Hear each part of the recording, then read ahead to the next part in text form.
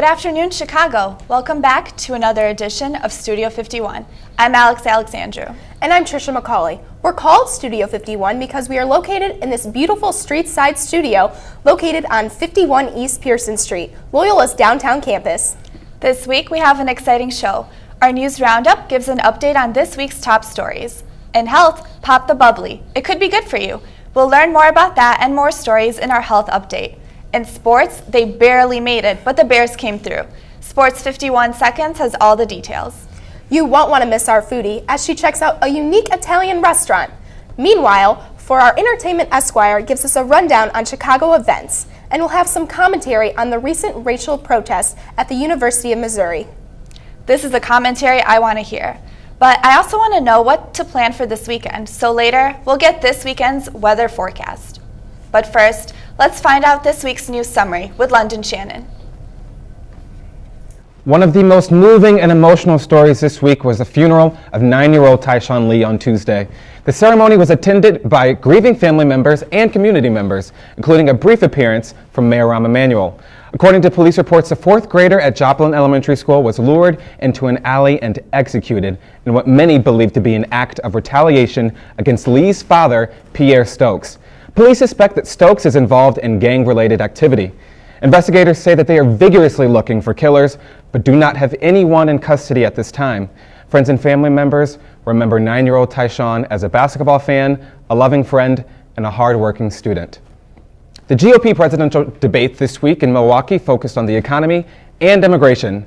The debate gave candidates a chance to speak up against frontrunners Donald Trump and Ben Carson. Trump was under fire from Jeb Bush and Ohio Governor John Kasich. Both politicians criticized Trump's immigration policy.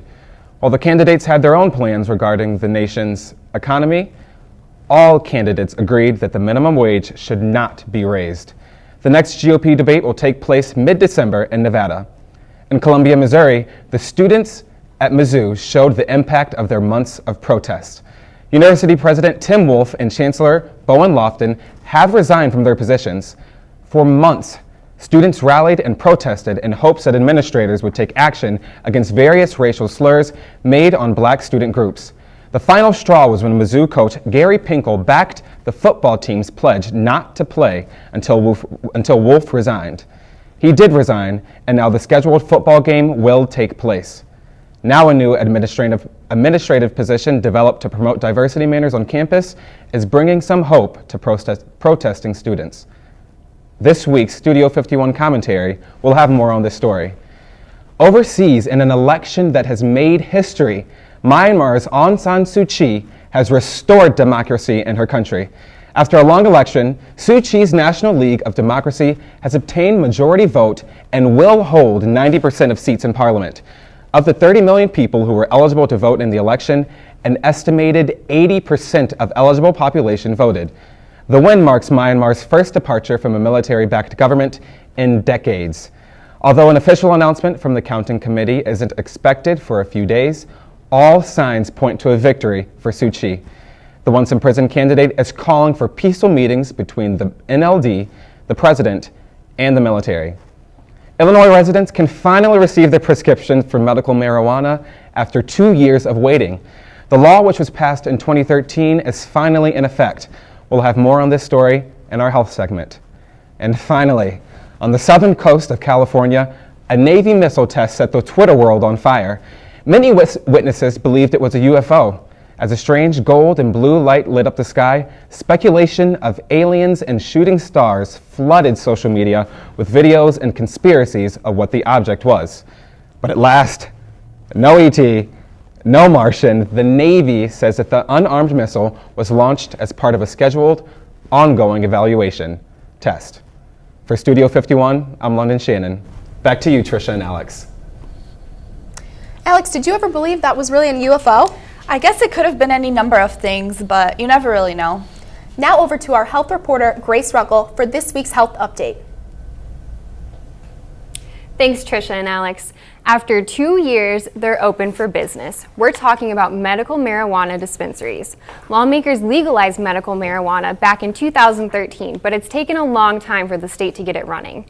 There are now 8 dispensaries, and the state officials say their goal is to have 25 open by the end of the year. So if you are very, very sick, how do you know if you're eligible to get medical marijuana? Well, there's a long list of approved conditions, which include cancer, AIDS, and Lou Gehrig's disease. Even with the approved list, you must have a doctor's approval and a background check. Across the pond in London, designer immune cells, yes, I said designer immune cells, they're the latest trend. By splicing together immune cells from a healthy donor, doctors in England have been able to treat what was thought to be incurable leukemia in a 1-year-old girl.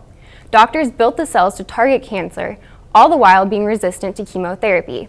It's too soon to say if the baby is cured, but just months after treatment, doctors say there's no trace of cancer in her body. And finally, get ready to pop some champagne bottles because drinking bubbly is good for the brain. That's according to a study from UK's Reading University. Researchers say drinking 3 glasses of champagne every week can prevent dementia and Alzheimer's disease. The study found the black grapes used to make bottles of bubbly contain special chemical compounds that fight off these diseases by boosting the brain's memory. But, Trisha and Alex, those findings are just from experiments on rats. Now the university hopes to run these experiments on people. So maybe you two should try out for the position. Well, you know what they say, a glass of champagne a day keeps the dementia away. Yeah, I guess we'll have to start drinking more champagne. Thank you, Grace. Were the Chicago Bears able to get a win in last night's game? Here's Sean Shirami with Sports in 51 Seconds to tell us more. Get ready, Shams. The clock starts now. Well, Alex and Trisha, the Bears finally came through on Monday Night Football. They didn't embarrass us.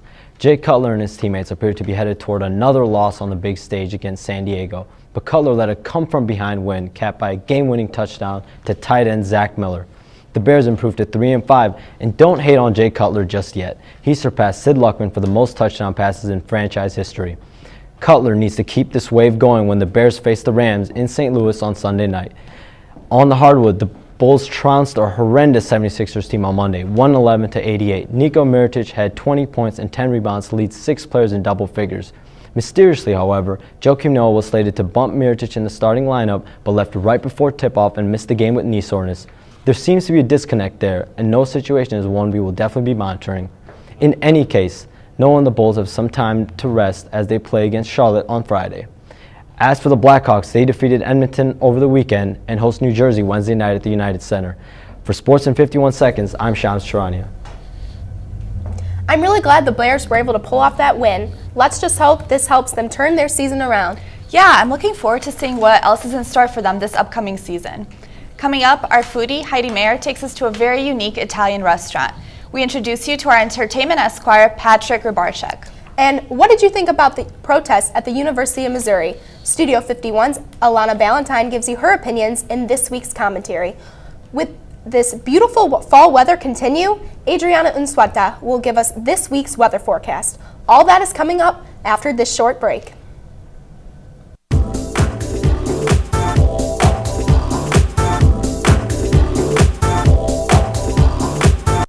I had a really good time tonight. Me too. Give me your wallets and no one gets her. Sir, we don't want any trouble, please. Empty your pockets.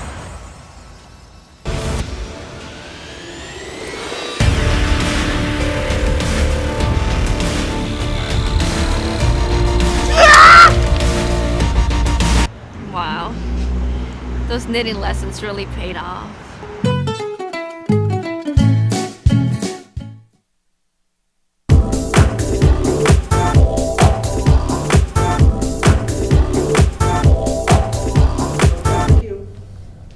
Welcome back to Studio 51. Thanks for staying with us. Food, entertainment, and weather are coming up. Have you been following that University of Missouri story? I have, and I've got to say I'm really impressed to see the power of a student protest. It had quite an impact. Studio 51's Alana Ballantyne explains more in this week's commentary. Racism. It's a familiar battleground, but this time one university can claim some victory. The University of Missouri president Tim Wolf has stepped down under persistent pressure from student activists.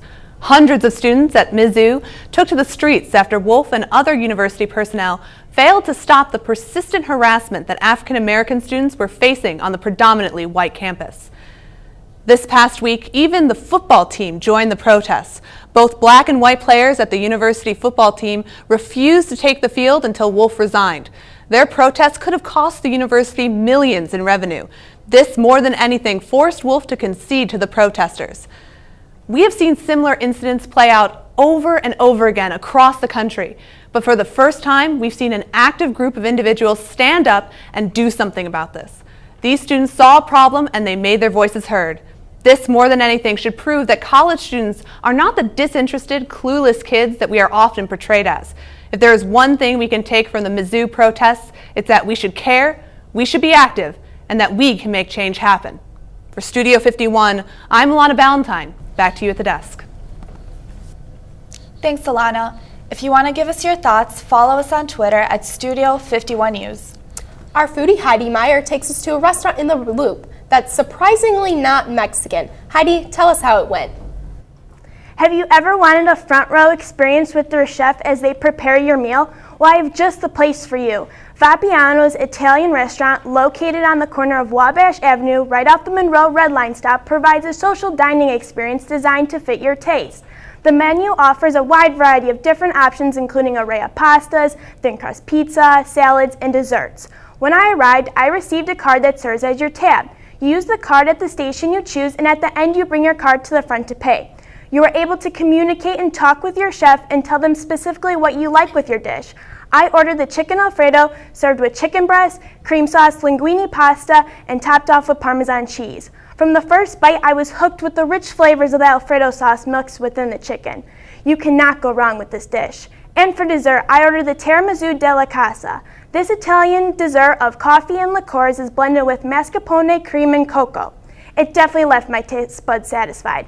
Vapiano's gladly works with vegetarians to customize your favorite dish. My bill came to just $12, including dessert, with most dishes ranging between 8 to 10. One downside is it gets busy during dinner time and the lines get long at each station, so I suggest you get there early to beat the rush. Nonetheless, Vapiano's is worth your while. For Studio 51, I'm your foodie Heidi Meyer. Now back to you at the desk. I don't know about you, Trisha, but I'm hungry. Me too. I can't wait to check out Vapiano's. Now over to Entertainment Esquire, Patrick Barczyk, for an update from around the city. Thank you, ladies. Call her Janet, Miss Jackson if you're nasty. Pop diva Janet Jackson entertained fans at 3 sold-out shows last week at the Chicago Theater. With minimal sets and no costume changes, Jackson performed several medleys covering 32 songs from her vast collection. The set included music from her new album Unbreakable, which debuted at #1 on the Billboard charts. The tour returns to Rosemont's Allstate Arena next summer. Irresponsible, foolish, and offensive. Those are words from some critics describing the first trailer for Spike Lee's controversial film Chirac. The movie's plot is a take on the ancient Greek play Lysistrata, where women withhold sex to help bring peace. In Lee's version, the women's aim is to stem gang violence in Chicago. Lee claims his film is a satire and is in no way, shape, or form making light of the lives of those who have been murdered. Chirac opens in theaters on December 4th.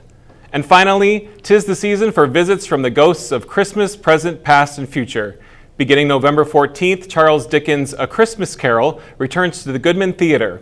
Now in its 38th year, this annual holiday tradition features Chicago actor Larry Yando in his 8th turn as Ebenezer Scrooge. A Christmas Carol runs through December 27th.